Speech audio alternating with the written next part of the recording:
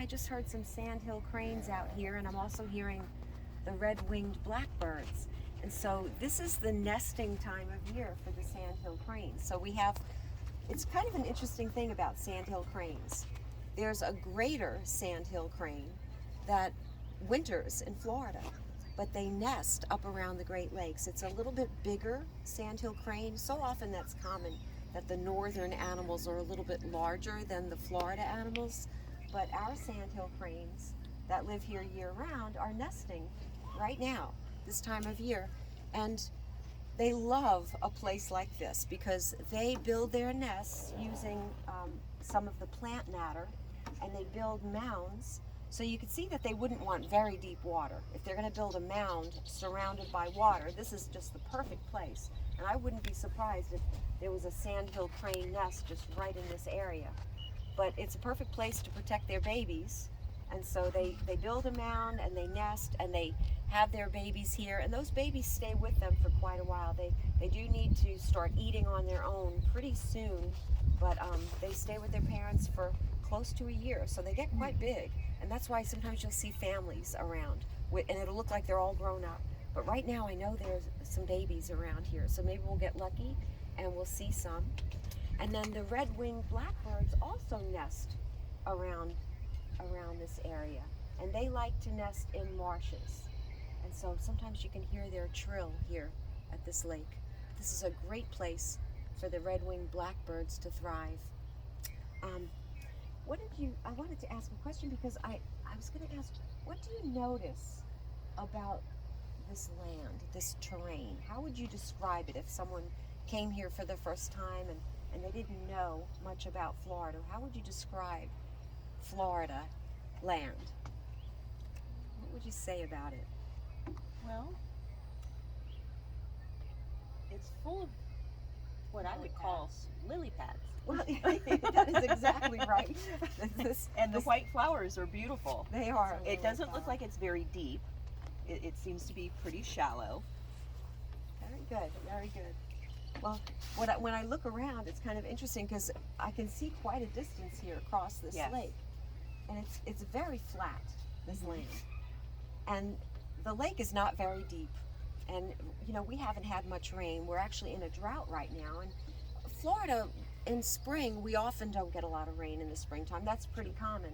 But this is a particularly dry spring. And so the lake is lower. Okay. And the lily pads, which you're exactly right, you can see that the leaves, look at the shape of those leaves. They're very round. Mm-hmm. And the flowers are just beautiful. They are. They're fragrant, and they are beloved by pollinators.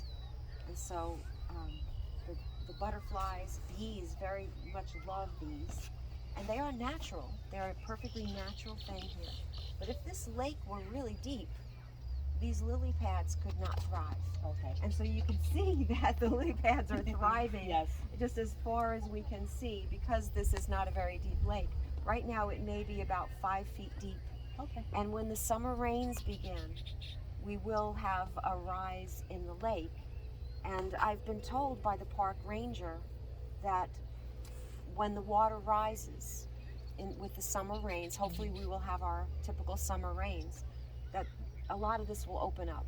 More of this lake will open up because the water will be deeper and the lily pads won't be able to thrive quite as much in the entire lake as they are now. You can see very few open spaces.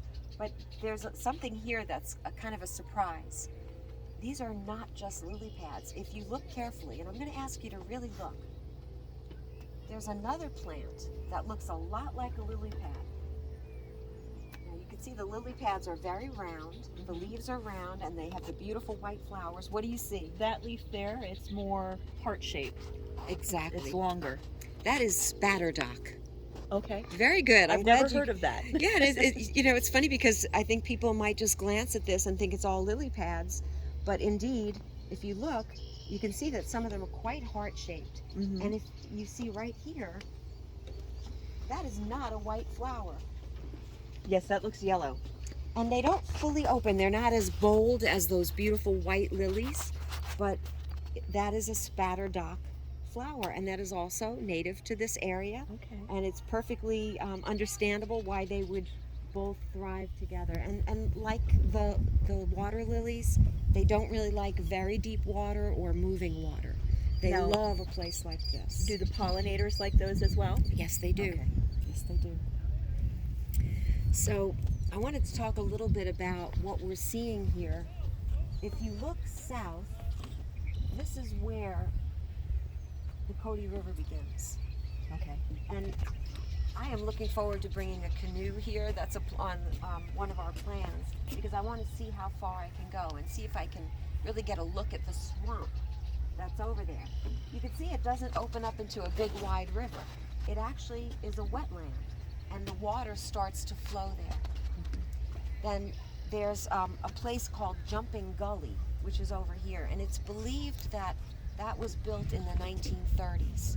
And remember, during the Depression, there were a lot of projects that went on, dams built and parks built during that time to employ people during the Great Depression. So people, pretty wise people, pretty informed people believe that that Jumping Gully was built during the 1930s as part of that project. And so it created ranch land. And to this day, that gully will feed water into this lake. Now, I've also been told, and I have not seen this with my own eyes until I can get in a canoe and get over there, that there is a sinkhole somewhere on the north side of this lake. And to keep the lake from disappearing into the sinkhole, a break wall was built. Okay. And so I'm eager to get over there and see if I can actually see that with my own eyes. And then also to the north of here, there's a town called Missouri Town, Yes. which you probably have heard of, in Hernando. And they built a canal that flows into this lake. Now, that is not something that would happen during our normal rainfall, but if there is a torrential tropical storm or a hurricane and we get lots and lots of rain, that is to protect that town and that region from flooding. Okay. And that water would flow into this lake. Now you might think, well, that would flood the lake, wouldn't it?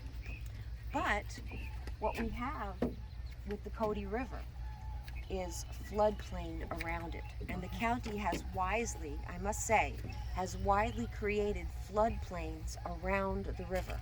And so just south of here is that upper Pithlaschacotee River Preserve. And it's way back off in a dirt road. It's very well hidden, but it has a beautiful boardwalk. That's where our next talk is going to be, our next river walk and talk. But it too is a protected wetland. So the river has room to flood.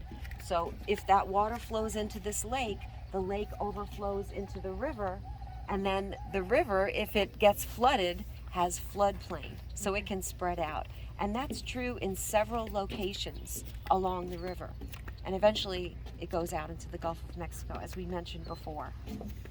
So I did want to talk a little bit about some of the wildlife that lives in this area. You can imagine that there are deer, possums, raccoons living in this area. There are owls. In fact, right now, the park ranger told me there are some owlets, little baby barred owls. He actually sent me a video of one of them yesterday, which is so cute. It was out on a branch and just the cutest little thing, unbelievable. So they're out of the nest and Beautiful hopping birds. around on the branches right now. So it's, it's a really great place for wildlife to thrive. And one of the big problems that we have with human development is that the largest of mammals have trouble living among humans. But we've protected enough land that some of our birds are thriving pretty well among humans. The ospreys, a lot of our waterfowl are doing pretty well.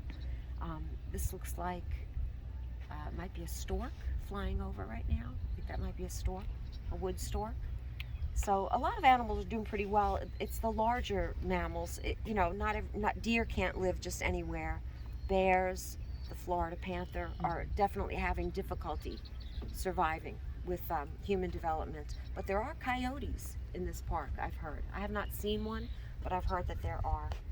So yeah, the river. I had the question, so where's the river? All this talk about a river talk, but the river is there. And I am eager to canoe there. I can't quite hike there, but I thought we might do a little bit of a hike ourselves. Would you like to go up in the tower and see if Sure. we can get a better view of things? Yeah, that'd be great. We're